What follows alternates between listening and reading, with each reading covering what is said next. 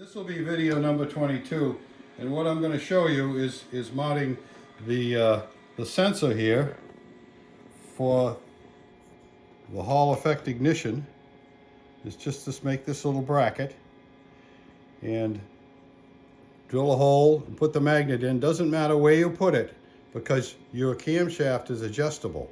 So when we set the engine up, I'll show you that. So you can just drill a hole. I just pick a tooth and drill a hole through there to put the magnet in. But it is pole sensitive. In other words, you have to have the right pole to the thing. So you want to test that with your ignition system to make sure you're putting it in there right, because it's a pain to knock it out of there and turn it around. It only works one way. So that's what we'll be showing you today, and we'll also show you what's in the bottom of the engine, what's in the bottom of the mount for the engine. I'm going to put all the pieces in there, and we'll show you how that works out. This is going to be a video on how to do the ignition system on this, and I'm using a Hall effect ignition. And what I do is mount a magnet on the back side of here, and it actually doesn't matter where you put it because we're going to adjust that at the end. So if you take your gear off and flip it over, this is the cam side of the gear, and I just pick a tooth at random and put a prick punch there, and I'm going to install a 1/8 inch magnet on this side, and you have to have the polarity in the correct direction. So I'll show you that too. But for right now, I'm going to drill the hole to put the magnet in. So as you remember, we made this camshaft so it's adjustable, and it has 2 screws to hold it in place temporarily. And when we finish, we're going to put that bolt in there, and that'll permanently hold it. But for right now, all we're worried about is the hole for the magnet, and it can go in any one. But I usually pick a tooth and put it behind a tooth instead of the space between the teeth, so I can mark it on the other side. And how high up, it isn't really fussy, because that magnet will trip the sensor from quite a ways away. So now I'm going to go over with the same tooth and mark it on the other side so I know where it is when it's together. Okay. So I mark that tooth, and this one is to drill. That's why it's further in. Just spot drilling this first. Now these magnets that I have, I think, are a little too thick. So they're going to go all the way through. I'm going to have to drill that hole all the way through there. So it's going to show on the back side, but that doesn't really matter. It also makes it good that you can push the magnet out in case it got in wrong or you had to change the magnet. So I'm going to drill this. Actually, I should drill it undersize and ream it.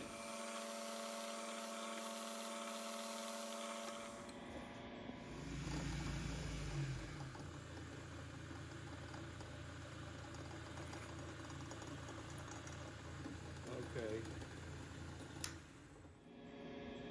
Now I'll check a magnet on that. Even in the reamed hole, it fits right in there. So I'll have to epoxy that in there. And that's no problem.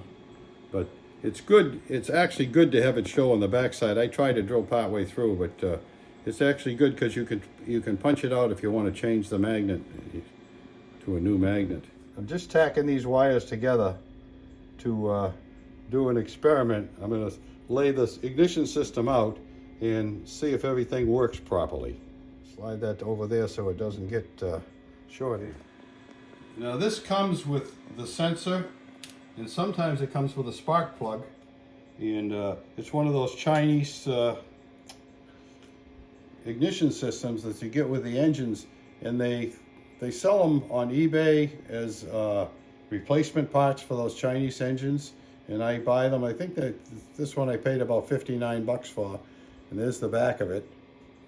But I have a hard time finding them now, but they're usually there either on sometimes they're on Amazon, or eBay. So they come with a sensor, which I have disconnected. This is the sensor they send you, and you can use that sensor. But what I like to do is I like to be able to change it easy. And this is a Futaba servo plug for RC airplanes.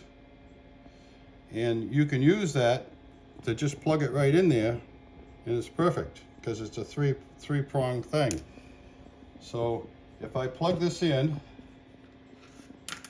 and I got to set up a ground here. This is the power.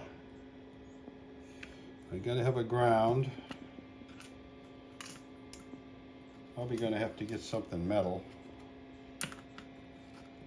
Hold that together.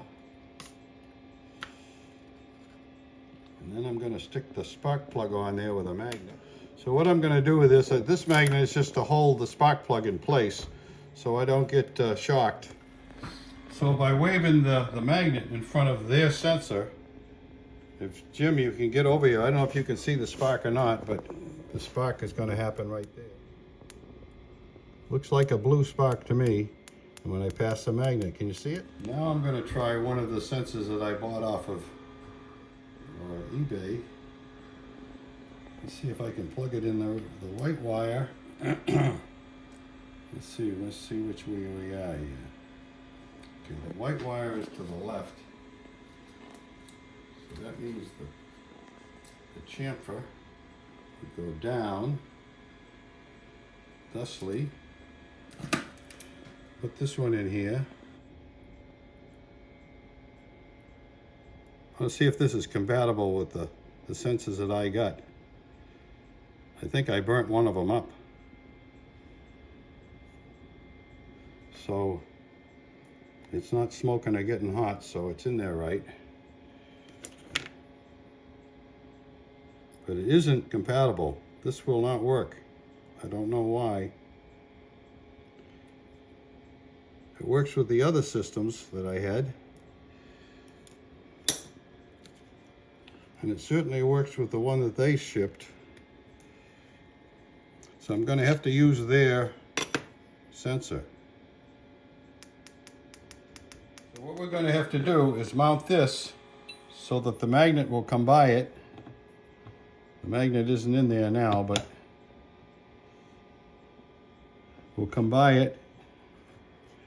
If I pull this out, down, I've got to make a way to hold this in there just a little bit away from that and mount it just like that, and then the wires will go down and go through the base. So what I'm going to do is there's a 1/4 inch space in between here. I'm going to make a piece out of this phenolic. Basically it's a plastic, but you could use anything. You could probably use metal, but you can't use steel. It would have to be aluminum or brass because it'll affect the magnet. So I'm going to cut a little small piece and put some slots in it so I can slide it back and forth a little bit to get some adjustment on it. And put 2 holes with the slots in there.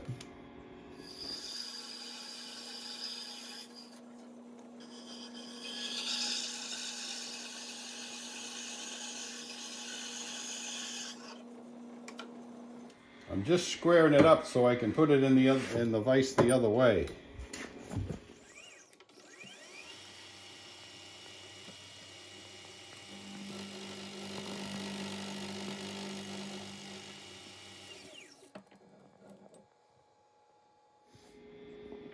So now I'm going to mark this and put 2 holes and slot the holes so that I can shift this back and forth to get a slight adjustment on that sensor. So I'm going to use a number 1 bolt on that, so I got to measure this and see what size hole to drill, and then I'll do the slots. So I'm just going to spot drill it and put 2 3/32 holes through there, and then I'm going to elongate the holes.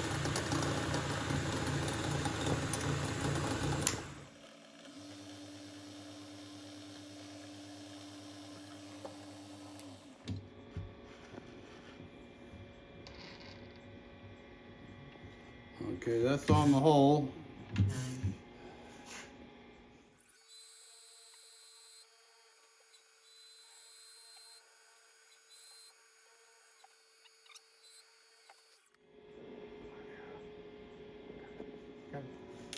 So now I have to mount this down here. Say right about there, I guess. So I'm just gonna mark that so I can put a couple of holes in there, and then I gotta drill and tap those. And I think I'll try to drill and tap it without taking it all apart. And we'll just set it up on a couple of blocks, and I should be able to drill that.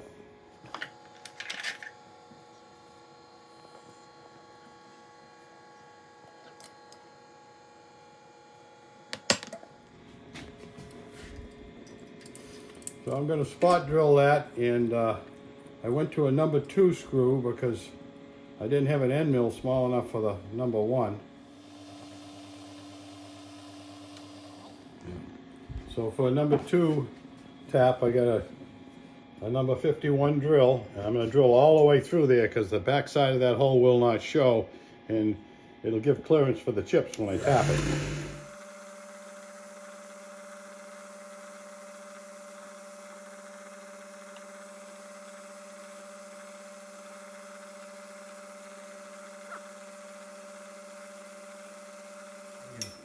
I'm doing this in the drill press because if I move over to the tapping machine, I'll have to set up the blocks again, and it's just easier to do it right here.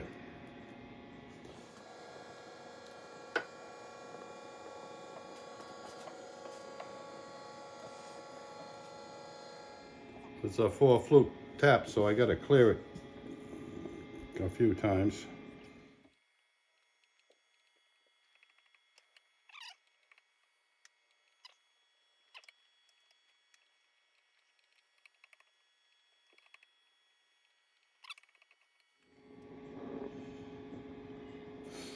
Just going to test fit it with the washers on it and see how much play I've got.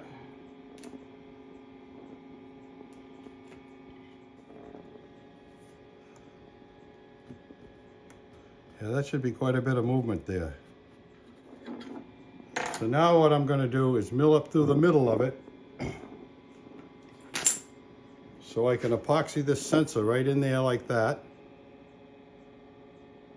And that should be it. The middle of that, and go 100 thousandths deep.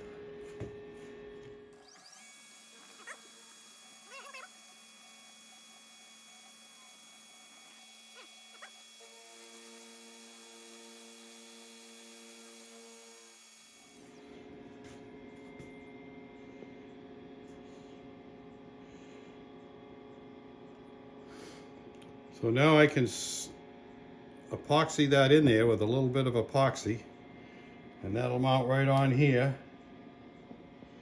right behind there. That should work out perfect.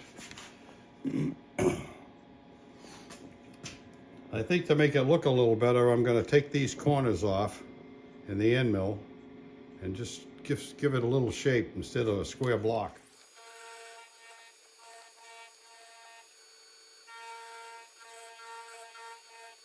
So as you can see, that slides in there nicely, and with a little bit of epoxy that'll stay in there, and I can adjust it back and forth to get the fine adjustment. The coarse adjustment I'll just do by rotating this with its teeth, and then the very fine adjustment I'll do with this.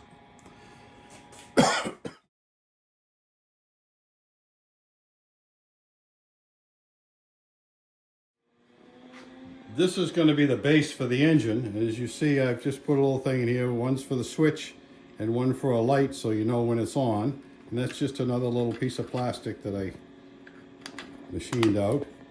And now what I'll do is I'm going to screw all the assembly into the bottom. Come over here, Jim. Put this in, and I'll mount these there and drill some holes through it so it fits. And I'll show you what that is after it's finished. You can see how I mounted all those parts in there. And this is a only a 3 battery one. But I make a little clip to hold those batteries in, because when you set it down, sometimes they'll fall out. So I just do that. Just put a little metal piece over this, and then I secure the wires. These aren't secured yet, but I will do it. And that's all there is to that. And you have to put some holes through. I try to keep the holes under the engine so you don't see them. Next video, we're going to be showing you the assembly and little tricks on painting. I actually powder coat, so you might do it a little different, but I will advise you that powder coat doesn't stick to paint doesn't stick to aluminum real good, but powder coating does stick. It sticks with his very well, and makes a really tough finish. I have a video online about the powder coating, and I have a powder coating. If Jim can swing around here, you can see it over there by the door. It's a whole powder coating outfit, and I just have to plug it in and hook the air up to it, and I can paint. Video number 22. Thank you very much for watching. If you liked what you saw, please subscribe to the channel and give us a thumbs up, and we'll see you in the next video.